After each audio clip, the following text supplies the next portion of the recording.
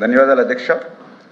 ఈరోజు ఆంధ్రప్రదేశ్ రాష్ట్రంలో ఉన్నటువంటి సాగునీటి వ్యవస్థను నిర్వహణ సమర్థవంతంగా నిర్వహించాలన్నా, అదేవిధంగా మరింత భూమిని సాగులోకి తీసుకురావాలన్నట్టు కూడా పర్టికులర్గా రెండు విషయాల్లో, ఒకటి సాగునీటి సంఘ వ్యవస్థను ఆధునీకరణ చేయడము, రెండవది ఏదైతే ఇక రిజర్వాయర్లో కానీ కాలువల్లో కానీ డ్రైన్స్లో కానీ పూడికి తీత పనులు చేయడం, అదేవిధంగా గొరబడెక్క వీడు వంటి మరి తొలగింపు పనులు చేయడం, అదేవిధంగా లాకులు షట్టర్స్ రోప్స్ వంటి మరామతులతో పాటు గ్రీజ్ పెట్టుకుని మెయింటెనెన్స్ చేసుకోవడం ఇవన్నీ కూడా చాలా అవసరం.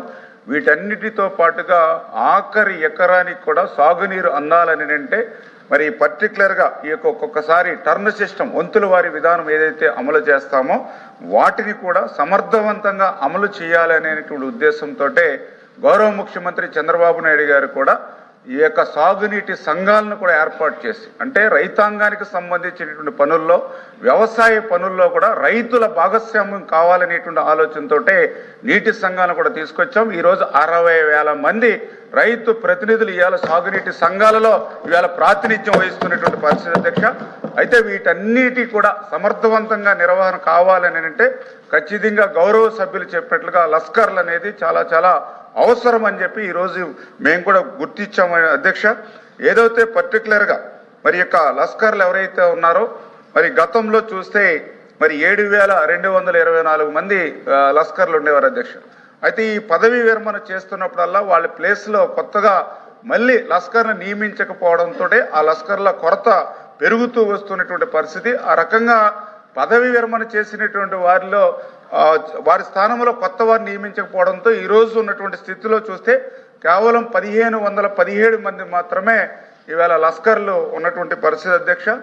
ఈ విషయాన్ని దృష్టిలో పెట్టుకునే ఈ యొక్క కూటమి ప్రభుత్వం ఇవాళ అధికారంలోకి వచ్చిన తర్వాత దీనికి ప్రత్యామ్నాయంగా అవుట్సోర్సింగ్లో లస్కర్లు తీసుకుంటూ మరి ఈ సంవత్సరం 1,033 మంది అవుట్సోర్సింగ్లో లస్కర్ని మనం తీసుకోవడం జరిగింది అధ్యక్ష. ఖచ్చితంగా ఈ యొక్క అవసరాన్ని గుర్తించి, ఎందుకంటే లస్కర్లు కనుక మనకు గ్రౌండ్ లెవెల్లో ఉన్నట్లయితే అనేకమైనటువంటి సమస్యలు పరిష్కారం, అంటే ఏదైతే కాలువలకు కానీ డ్రైన్లకు కానీ వర్షాల టైంలో తుఫాను టైంలో గండ్లు పడినటువంటి స్థితిలో వాటిని వెనువెంటనే పూడ్చి అధికారుల దృష్టికి తీసుకెళ్లడంలో కానీ, అదేవిధంగా ఆక్రమణలు ఎక్కడైతే గురవుతాయో వాటిని ప్రభుత్వం దృష్టికి తీసుకెళ్లడంలో కానీ, అదేవిధంగా ఫ్రీ ఫ్లో ఏదైతే కెనాల్ వాటర్ క్రింది స్థాయికి వెళ్ళేటువంటి విషయంలో కానీ, అదేవిధంగా లాకులు షట్టర్స్ ఇవన్నీ కూడా ఎత్తాలన్నా దించాలన్నా ఇవన్నీ కూడా లస్కర్లు ఇన్ టైంలో పనిచేయడం కానీ, అదేవిధంగా సిస్టమ్ సమర్థవంతంగా అమలు చేసేటువంటి విషయంలో కానీ, ఈ రీడింగ్ కూడా ఎక్కడికక్కడ ఎంత రీడింగ్ ఉంది అనేటువంటి తెలియజేసేటువంటి విషయంలో కానీ, ఇట్లా అనేక రకాలుగా లస్కర్ల యొక్క ఉపయోగాలు ఉన్నాయి. కాబట్టి ఈరోజు 1,033 అవుట్సోర్సింగ్లో మేము తీసుకోవడం జరిగింది అధ్యక్ష. ఇంతేకాదు అధ్యక్ష, లస్కర్ల యొక్క మరి వాళ్ళని దృష్టిలో పెట్టుకుని మరి ఏదైతే గత ప్రభుత్వం, ఎందుకంటే మేము మొన్న 2024లో అధికారంలోకి వచ్చే సమయానికి చూస్తే ఇరిగేషన్ వ్యవస్థ కూడా విధ్వంసానికి గురైనటువంటి పరిస్థితి. 18,000 కోట్ల బకాయిల బిల్లులు మాకు వారసత్వంగా ఇచ్చినటువంటి పరిస్థితి. అందులో భాగంగానే ఈ లస్కర్లకు సంబంధించి 9.94 కోట్ల రూపాయలు కూడా బకాయిలుగా గత ప్రభుత్వం మాకు అప్పచెప్తే, మళ్ళీ ఈ ప్రభుత్వం అధికారంలోకి వచ్చిన తర్వాత ఆ 9.16 కోట్ల రూపాయలు ఈరోజు ఈ ప్రభుత్వం లస్కర్లకి బకాయిలు చెల్లించాము అధ్యక్ష. అదేవిధంగా లస్కర్లు కూడా న్యాయమైనటువంటి డిమాండ్ని ఈ సంవత్సర కాలంలో మా దగ్గర తీసుకొచ్చారు అధ్యక్ష.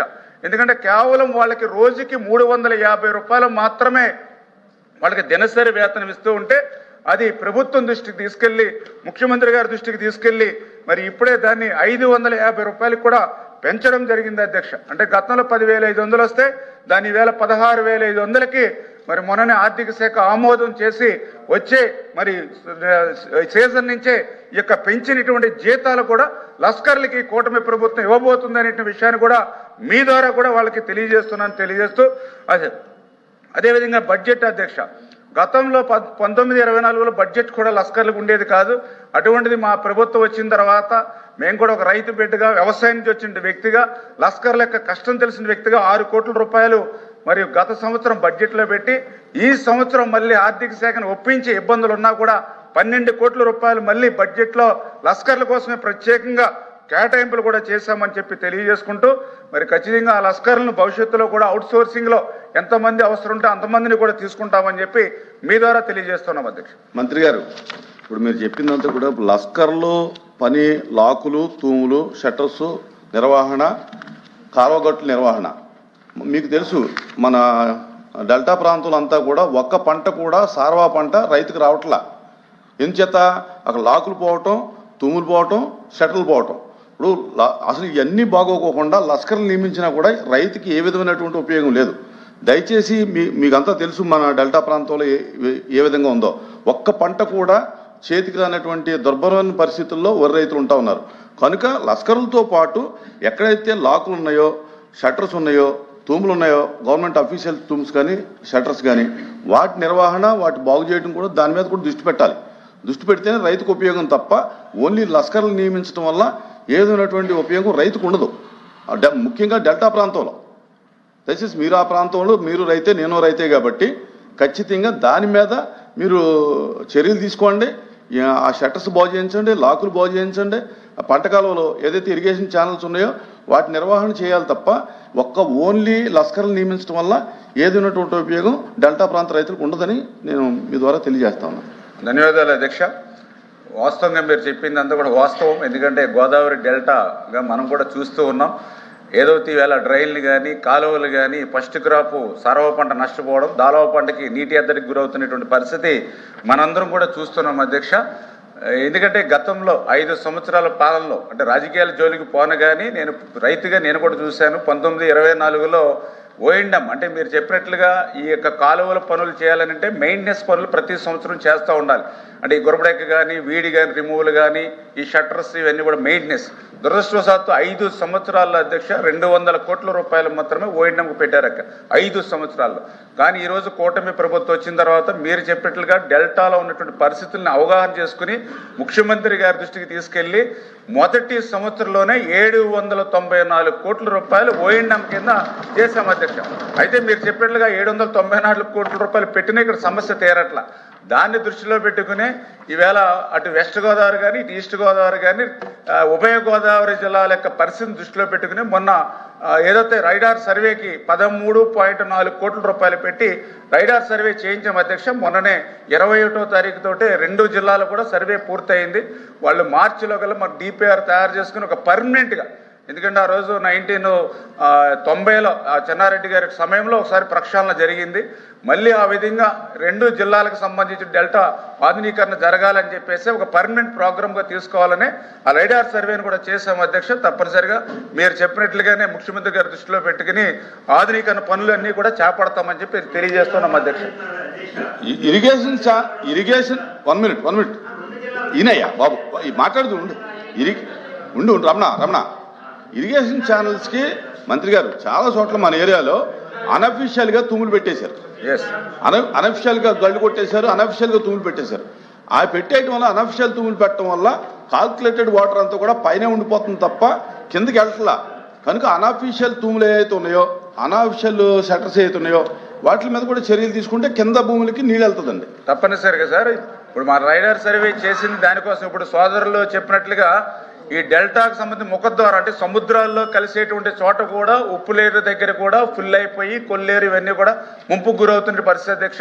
ఈ లైడార్ సర్వేలో మొత్తం టోటల్గా ఎంత సిల్ట్ పేరుకుపోయింది, ఎక్కడెక్కడ లాకులు, ఎటువంటి పరిస్థితులు ఉన్నాయి మొత్తం టోటల్ రిపోర్ట్ వస్తుంది అధ్యక్ష. అది 2000 కోట్లైనా మీరు చెప్పినట్టుగా మన స్ట్రైట్ కట్ దగ్గర, గొల్లపాలెం దగ్గర, అలాగే పడతడిగి దగ్గర ఉన్నటువంటి స్ట్రైట్ కట్ కొత్త కాలువ కానీ దాని మొగలన్నీ పూడిపోవటం వల్ల గ్రామాలు మునిగిపోతున్నాయి. అక్కడ సముద్రం పూర్తిగా ఒక ఊరు చిన్నగొల్లపాలెం అనేటటువంటి ఒక ఊరు కూడా పూర్తిగా కనుమరుగయ్యేటువంటి పరిస్థితి ఉంది. అంచేత స్ట్రైట్ కట్ చేయాలి. ఆ రకంగా ఏదైతే మౌత్ ఉందో, సీ మౌత్ని అక్కడ ఉండేటువంటి సిల్ట్ అంతా కూడా తీయాలి. అదే సార్, ఇప్పుడు మీరు చెప్పినట్లుగానే అవన్నీ కూడా ఇప్పుడు మనకి రైడార్ సర్వేలో మొత్తం వస్తాయి అధ్యక్ష. నాకు తెలుసుంటే దగ్గర ఒక 2000 కోట్లు 2100 కోట్లు అవసరం అవుతుంది. ఆర్థిక పరిస్థితి ఇబ్బందులు ఉన్న దృష్ట్యా ఏ రకంగా దీన్ని హైబ్రిడ్ మోడల్లో చేయాలా, లేకపోతే ఇతరత్ర మనం ఏదైనా అవసరం అయితే ఏదైనా బ్యాంక్ నుంచి అయినా లోన్ అయినా క్రియేట్ చేసుకుని చేయాలనే దాని మీద తప్పనిసరిగా ముందుకెళ్తామని చెప్పి తెలియజేసుకుంటూ, ఏదైతే ఉప్పుటేరుకు సంబంధించి మేము కూటమి ప్రభుత్వం అధికారంలోకి వచ్చిన తర్వాత మొన్ననే 9 కోట్ల రూపాయలు ఇచ్చి ఆల్రెడీ డెడ్జింగ్ పనులు చేస్తున్నాం అధ్యక్ష. అయితే 8 కోట్లు 9 కోట్లు కూడా గత 5 సంవత్సరాల పనులు పేరుకుపోవడం వల్ల అది 10% అవుతూ ఉంది. 100% పూర్తి కావాలంటే మన రైడర్ అధికారులు ఇచ్చినటువంటి మీకు సమాచారం ఏదైతే స్లిప్ ఇచ్చారో అది ఉప్పుటేరులో చేయటం వరకు ఓకే. కానీ ఉప్పుటేరులో పైన చేస్తున్నారు, నేను చెప్పేది ఏంటంటే కింద మౌత్ ఏదైతే మౌత్ పూడిపోతే పైన ఎంత సీల్ తీసినా కూడా ఉపయోగం లేదు. మౌత్ క్లియర్ చేయాలి ముందు. ఓకే ఓకే సార్, అదే మీరు చెప్పేది రాసి ఇస్తే